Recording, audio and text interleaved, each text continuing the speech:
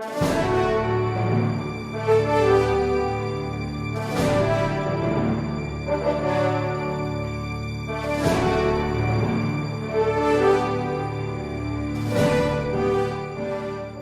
original of the document that was shown to you, if it exists, or a document of a similar nature in the possession of the bank for the examination of this court, to compare it with this document attached to the supplemental request for subpoena, and to bring it here at 2 o'clock tomorrow afternoon during the trial of this case, and also to notify your president to come back here to be examined by any member of this court who wishes to examine here on this document, because you said the head office of your bank carries. Does your head office carry these documents? Does your head office carry the documents annexed to the supplemental request for subpoena? Ms. Jongson said, this document, Your Honor, and then the presiding officer said, Madam Witness, then Ms. Jongson said, all documents pertaining to this account are in the head officer. So, Mr. President, there was a directive by this honorable court for the branch manager to bring the original, and we were informed that she is here. Just want to put that on record, sir. That is correct, but it turned out that the account involved covers a foreign currency deposit, and there is a TRO which the majority of this court opted to recognize.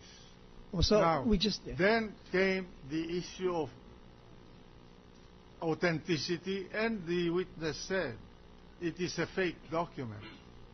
So the issue is this really a fake document or not? I repeated it to the witness. Are you sure that this is a fake document? And she confirmed that it is a fake document under oath. And that stands in the record as the answer of the witness. And unless you have a controverting evidence, that will stand on the record as a characterization by the bank of this document. And you are bound by it because you presented that witness as your witness.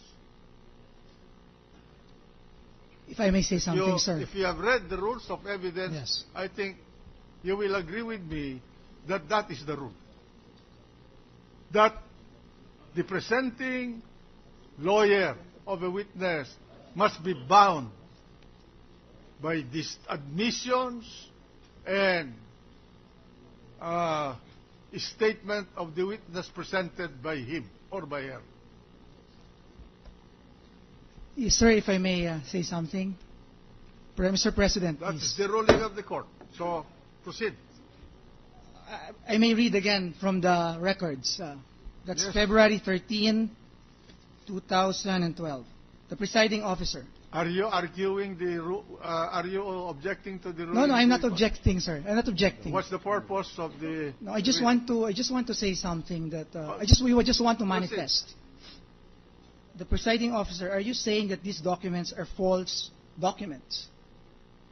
Ms. Jongson said, yes, sir. It seems fake. Oh, presiding officer. Then Ms. Jongson, they are fake documents. What I'm saying here, Mr. President, is that Ms. Jongson is saying it seems fake. And if there are repercussions, whether as a result of the authenticity or not of the documents, there are grave consequences. And to us, if we may manifest, Your Honor, the best evidence here is the document itself. And at the very least, the witness here should bring the document to show. That's my understanding, sir. The law must be respected. There is a law that prohibits disclosure. And the Supreme Court has issued a TRO. And this court, by a majority vote, opted to respect the TRO of the Supreme Court. Now, your witness, not my witness, not the defense witness, characterized the document as a fake document. Now, if that is so, and that is under oath, you are bound by that statement. If you want to controvert it, you are free to do it. There is a remedy for it if you know how to present it. Well, we leave it up to the wisdom of this honorable tribunal. It's not my wisdom. That is the rule Yes. of trial. Yes, sir. If you studied your trial technique very well, that's the rule. Yes, sir. If Your Honor, please, may we request for 2 or 3 Defense minutes? counsel. There was a statement here made by a member of the prosecution staff, Your Honor, that we are precluded in now questioning the issuance of the subpoena made by this impeachment court because we were never heard to object, much less did we really objected to the issuance of the subpoena in question, Your Honor. That statement is belied or controverted by our opposition to the request for the issuance of a subpoena, which was filed on February 1st, Your Honor, and which was reiterated on February 6th in our consolidated opposition and rejoinder. Both these pleadings, Your Honor, now form part of the record of this case. Now, notwithstanding our opposition, Your Honor, the Honorable Impeachment Court have chosen to issue the subpoena. We have no other alternative but to honor and respect the order of the Honorable Impeachment Court, Your Honor. But it is our submission that the mere order to produce documents does not carry with it the order to admit the same. There are a lot of things that must be done in accordance with the rules of evidence. First, must be identified, it must be marked, and it must be offered, and the opposition should be given the opportunity to comment or object, Your Honor. We have not yet reached that portion, Your Honor. The mere fact that these documents are ordered produced does not mean that they are actually considered evidence for the prosecution. That's correct, yes, counsel. And the compliance with a compulsory process simply means that the parties ordered to go bring anything under a compulsory process obeys the court to bring it in the courtroom. And when presented, it may be objected to by the other party if there is a ground to object. And I think that this is elementary to any lawyer who has been in a courtroom. So we have maybe... I do not have to educate lawyers here.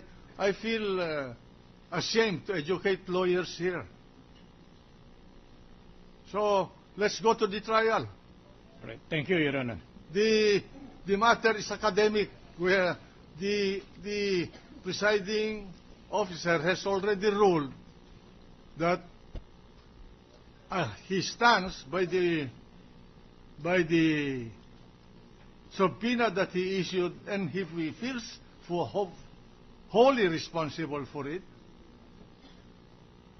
the majority of this court respect the TRO of the Supreme Court with respect to foreign currency deposits. So the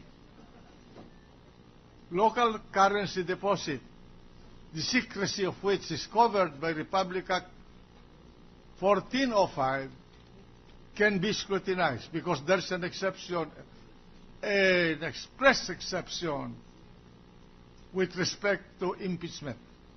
So let's proceed with the trial. Thank you, Mr. President. May we now call on the prosecution for the continuation of the presentation of evidence.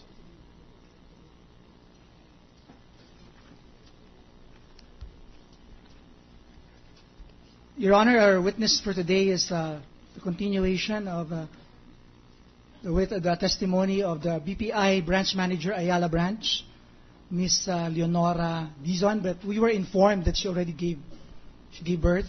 But they sent a representative to attend today's hearing, and may we call on the secretary of the Secretariat of the Impeachment Tribunal.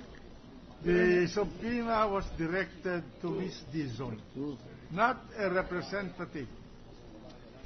So we just received information. We just want to confirm that.